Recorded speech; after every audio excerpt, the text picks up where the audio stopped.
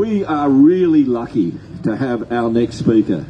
She's come from Hervey Bay and she runs a Facebook page and is a leading and renowned organiser around the No Cashless Welfare Debit Card. She's a wonderful organiser and the magnificent champion of those people who are subjected to the cashless welfare debit card. And we are really lucky to have you, Catherine. You've been in Canberra, Watch and you've been in blush. Brisbane, at a rally in Brisbane yesterday, and now you're in Melbourne. Thank you very much.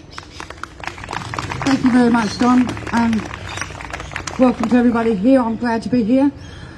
One of the things I want to emphasise about the cashless debit card, it is going to impact many, many thousands of casual workers, because if you're working 30 hours a week on minimum wage and you are on $1 cash of Centrelink payment, you will be subject to the trigger payments list and you will end up on the cashless debit card.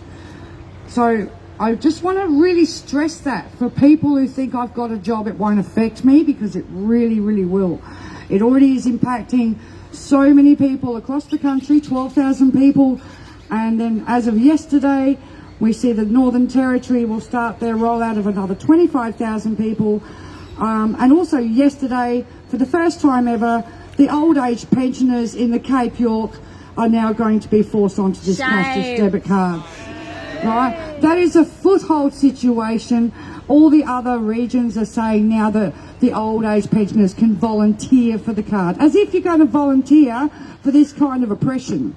Because the cashless debit card contracts you without your consent to a private company, or in the case of the Northern Territory, a credit union, without your consent. You're under their control. You've lost your consumer protections under law, your statutory rights under law, and the social security protections of payments you've been exempted from, in order for these third parties to take over 80% of your income, and then you have to beg to pay rent or pay a car loan, or in a lot of cases, a lot of bills can't be paid and people have to simply try and use their 20% pittance in order to go and do what they can do.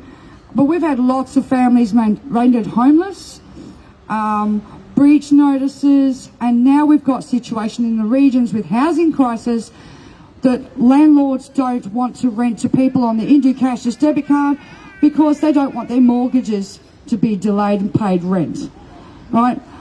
We've had people that have lost their lives to the loss of autonomy and they can't deal with it, the mental health strain, the segregation of children especially, and because all of a sudden your community events in the regions are all cash.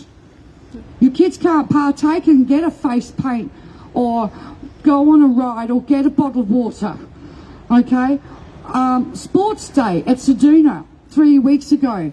All the families with the kids on the cashless debit card did their sports day. Then they had to take their kids home because they didn't have the money for the barbecue afterwards.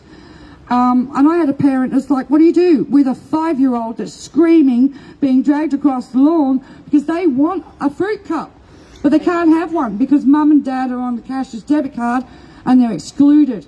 This is damaging the kids as well as the families and the parents, right? Speaking to another parent last couple of days, suddenly realised they've been on the card for 2 years. Her children are too young. They don't even know what money is. Don't understand. So for the first time, she allowed a child to take some money to school for a lunch order, and the child inadvertently threw the change in the bag in the rubbish bin because she didn't know it was money. Yeah. I mean, that's horrendous, isn't it? You know, they're not teaching our kids about money in these regions either. One of the most despicable things I think that they do is women who are under domestic violence, right?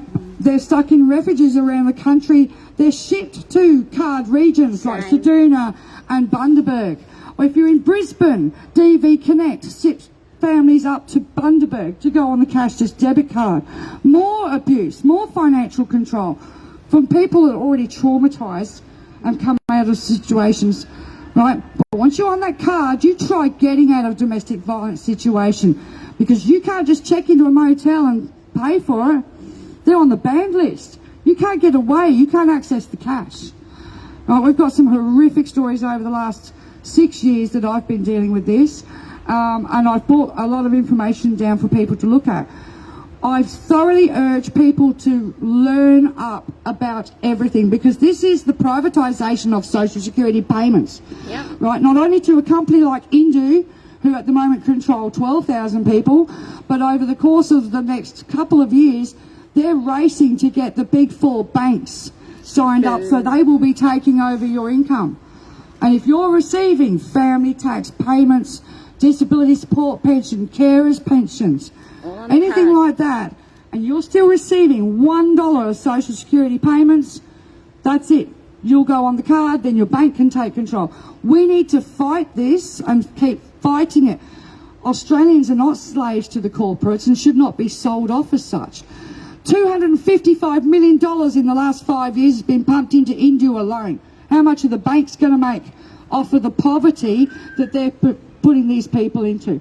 So I urge people, please do your research, because it applies downward pressure on wages. It affects workers. It affects carers, disabled people, parents, students, kids having to drop out of uni because they can't buy their textbooks. You can't ride on a regional bus service because they don't take the card. How are you supposed to get to a job agency? Right? If you're on base rate job seeker, you get $8.79 a day as your cash allowance. How are you supposed to do anything with that? You know what I mean? The second-hand economy is vital to people living in poverty. $2 billion. Access to school uniforms, computers, beds, clothes, you name it. People are locked out of it. But Harvey Norman's approved. You expect to go and spend your money in Harvey Norman.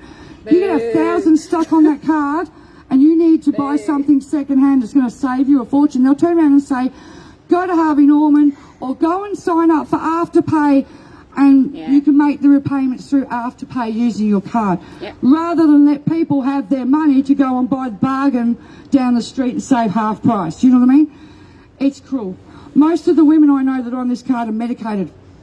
And it has to be the mental health collapse in the regions, the self-harm, the suicide, and in the First Nations communities, the reports I get back is they're all war zones.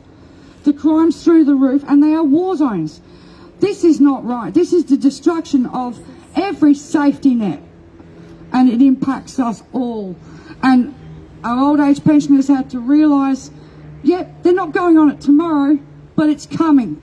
No, it's coming. And all I can do is urge people, please stand up, read up, and don't worry about the drugs, gambling and alcohol, because guess what? People can buy all the drugs and gamble and buy all the alcohol they want on the cashless debit card, especially if you're outside of a region. Shaking, guys. It doesn't stop people who partake in that sort of thing getting access, but the average, the 99.9% majority of people who need access to every dollar are criminalised, penalised and broken. Thank you, Catherine. Wow. Not bad.